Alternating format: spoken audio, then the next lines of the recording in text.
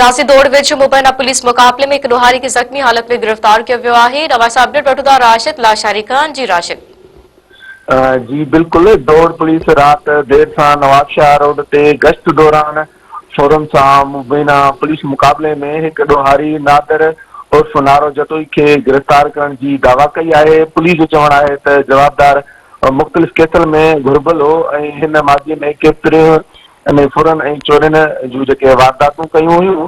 Police मूजिबि मुक़ाबले दौरान नादर उर्फ नारो ज़ख़्मी थी पियो, जॾहिं त संदसि ॿ साथी ऊंदाही जो फ़ाइदो वठी जेके आहिनि फरार थियण में कामयाब थी विया आहिनि।